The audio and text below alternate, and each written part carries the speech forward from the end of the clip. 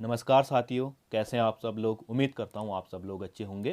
तो स्वागत है आपका हमारे YouTube चैनल की एक और वीडियो में, जिसके अंतर्गत आज हम बात करेंगे 20 महत्वपूर्ण कंप्यूटर विज्ञान के सवालों की, जो कि हमारी किसी ना किसी परीक्षाओं से उठाए गए सवाल हैं, जो कि आने वाली हमारी उत्तराखंड की परीक्षाएं हैं उनके लिए बहुत ही महत्वपूर्ण हैं। तो चलिए वीडियो को शुरू करते हैं। एक निब्बल बराबर कितने बिट्स होते हैं? तो एक निब्बल बराबर होते हैं हमारे 4 बिट्स।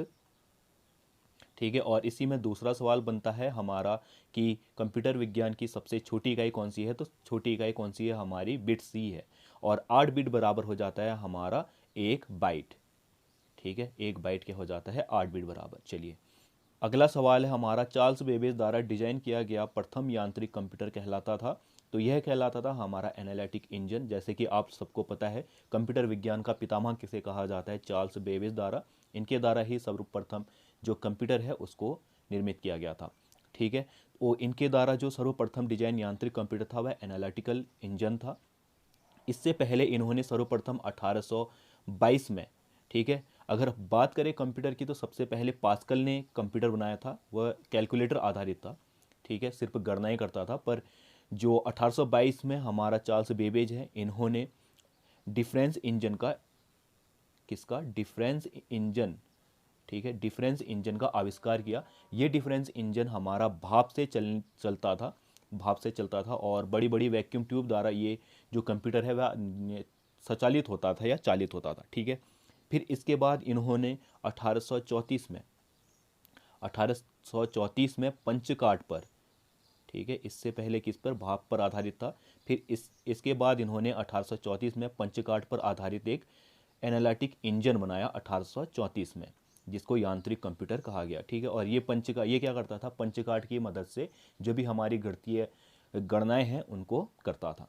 चलिए, अब बढ़ते हैं आगे। डिजिटल सिग्नल को एनालॉग सिग्नल में परिवर्तित करने की युक्ति कहलाती है मॉडेम। मॉडेम होता क्या है? मॉड्यूलेशन और डीमॉड्यूलेशन। कंप्यूटर की पुरानी सीरीजों में मैंने इस मॉडेम को बहुत अच्छे से एक्सप्लेन किया है, तो आप पुरानी वीडियो में जाके उसको देख सकते हैं। चलिए, सुपर कंप्यूटर की प्रोसेसिंग स्पीड की गणना की जाती है। तो जो सुपर कंप्यूटर होते हैं उनके प्रोसेसिंग की स्पीड को गणना की जाती है हमारा फ्लॉप्स से। इसका अर्थ क्या होता है? फ्लोटिंग पॉइंट ऑपरेटिंग पर सेकेंड। ठीक है, फिर है अगला, डाटाबेस को मैनेज करने के लिए किसका उपयोग किया जाता है?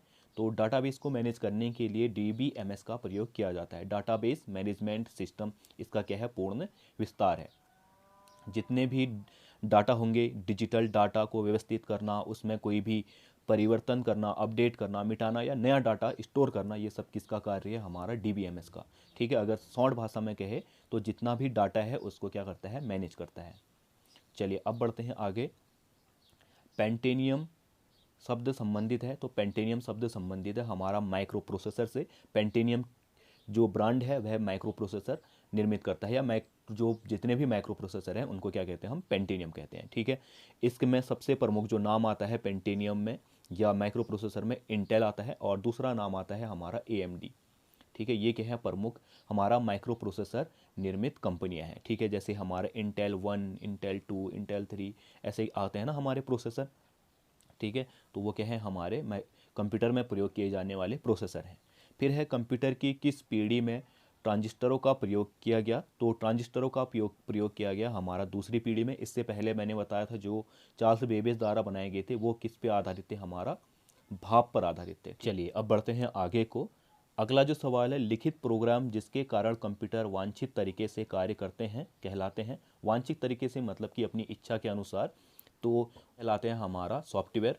जैसे कोई हमने पर्टिकुलर काम करना है तो हम क्या करेंगे? प्रोग्रामिंग से एक सॉफ्टवेयर डिज़ाइन करेंगे, फिर वह क्या करेगा? हमारे मन की इच्छा से कोई भी काम करेगा। जैसे मान के चलिए हमारा व्हाट्सएप है। ठीक है, व्हाट्सएप है, वह क्या है? एक सॉफ्टवेयर है।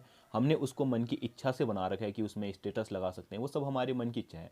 कल के दिन कोई नया फंक्शन आना है तो उसमें क्या कर देंगे? हम अपडेट द्वारा नया फंक्शन लगा देंगे। ठीक है, जैसे स्टेटस हो गया, या कोई हम वीडियो कॉलिंग करते हैं, पहले 2 लोग वीडियो कॉलिंग करते थे, अब ग्रुप में 4 लोग वीडियो कॉलिंग कर रहे हैं। ठीक है, ये क्या है? अपनी मन की इच्छा से उसको कार्य करवा रहा है एक सॉफ्टवेयर को। ठीक है, तो ये क्या हो जाएगा? हमारा सॉफ्टवेयर हो जाएगा। फिर है, लैन का तात्पर्य है, तो लैन होता है हमारा लोकल एरिया नेटवर्क। किसी छोटे से एरिया को नेटवर्क से जोड़ने को क्या कहते हैं? हम लोकल एरिया नेटवर्क। जैसे कोई ऑफिस है, या कोई स्कूल है हमारा, या फिर कोई घर है, इन सब में जो हमारा नेटवर्क स्थापित किया जाता है, छोटा सा नेटवर्क या एक लोकल एरिया में नेटवर्क जो स्थापित किया जाता है उसको क्या कहते हैं, हम लैन कहते हैं। ठीक है, फिर है अगला, विंडोज़ ऑपरेटिंग सिस्टम विकसित किया जाता है। तो जो विंडोज़ के ऑपरेटिंग सिस्टम विकसित किए जाते हैं वह किए जाते हैं माइक्रोसॉफ्ट द्वारा। ठीक है, माइक्रोसॉफ्ट कंपनी के ही जो विंडोज़ आते हैं ऑपरेटिंग सिस्टम वह यूज किए जाते हैं। जैसे विंडोज़ 7 आपने नाम सुना होगा। ठीक है, विंडोज़ 7, विंडो 8 आया, इसके बाद 9 आया, फिर 10 आया, फिर 11 आया। ठीक है, इससे पहले विंडो एक्सपी चलता था, विंडो विस्टा चलता था। ठीक है, और उसी के बाद धीरे धीरे क्या हुआ, अभी विंडो 11 तक के क्या आ गए हैं, माइक्रोसॉफ्ट आ गए हैं ऑपरेटिंग सिस्टम के। ठीक है, अगला है हमारा 1 MB मेमोरी होती है। तो 1 MB होती है हमारा 1024 KB के बराबर। जो इसकी पूरी गणना है मैं पुरानी वीडियो में बता चुका हूँ, आप वहाँ जाके देख सकते हैं। फिर है IRC का तात्पर्य क्या होता है। तो IRC का तात्पर्य होता है हमारा इंटरनेट रिले चैट। ये है क्या मुख्यतः, ये हमारा इंटरनेट में चैट के लिए एक क्या किया गया है, मैसेजिंग प्रोटोकॉल है। ठीक है, कोई भी हमने इंटरनेट में चैट करने की है तो उसके लिए क्या है, ये एक मैसेजिंग प्रोटोकॉल है या नियम है। प्रोटोकॉल का मतलब क्या होता है, नियम। फिर है विश्व कंप्यूटर साक्षरता दिवस कब मनाया जाता है। तो विश्व कंप्यूटर साक्षरता दिवस मनाया जाता है 2 दिसंबर को। फिर है डिजिटल कंप्यूटर किस सिद्धांत पर कार्य करता है। तो जो डिजिटल कंप्यूटर होते हैं वह हमारे गणना पर कार्य करते हैं।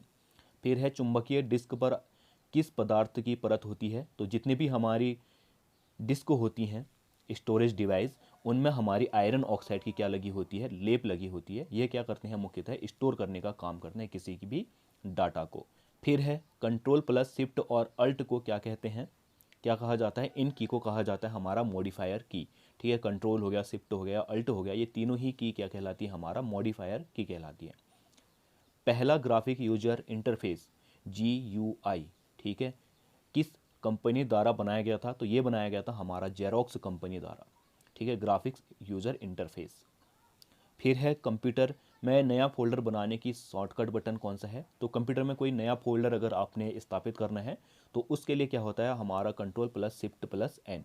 अगर आप ये तीनों की ही दबाएंगे तो एक नया फोल्डर क्या होगा, जो हमारा डिस्प्ले है वहाँ पे क्या हो जाएगा, क्रिएट हो जाएगा। फिर है LCD का पूरा नाम क्या है। तो LCD का पूरा नाम होता है लिक्विड क्रिस्टल डिस्प्ले। ठीक है, ये क्या है, हमारे जो मॉनिटर हैं उसके क्या हैं, प्रकार हैं।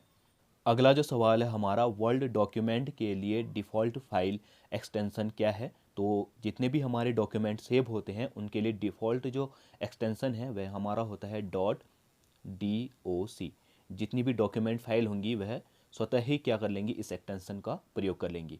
फिर जैसे हम आप बात करें, जैसे मान के चलिए आपने कंप्यूटर से एक फ़ोटो क्लिक की तो उसमें जैसे इमेज आ जाता है, सबसे पहले क्या आ जाएगा, इमेज का नाम, इमेज आ जाएगा, फिर डॉट कुछ भी नाम दे देगा, फिर इसके बाद .jpg क्या आ जाता है, स्वतः ही आ जाता है ना। यही क्या है, हमारा एक्सटेंशन है। जो भी फाइल का स्वतः ही आ जाता है उसको ही क्या कहते हैं, हम एक्सटेंशन कहते हैं। जैसे अन्य जो एक्सटेंशन हैं पूछे जाने वाले, HTML में जो प्रयोग किया जाता है .html प्रयोग किया जाता है। ठीक है, या फिर HMT प्रयोग किया जाता है इसमें, HML सॉरी।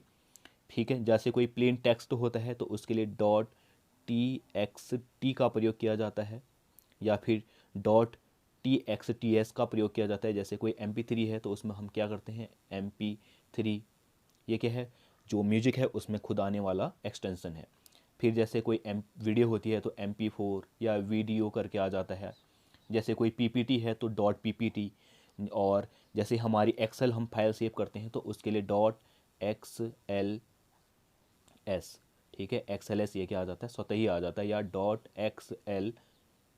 .xlsx ये क्या है, हमारे एक्सेल फाइल सेव करने के एक्सटेंशन है। कोई PPT सेव करते हैं तो .ppt। ठीक है, ये बहुत ही महत्वपूर्ण है, आप लोग इनको नोट कर लीजिएगा।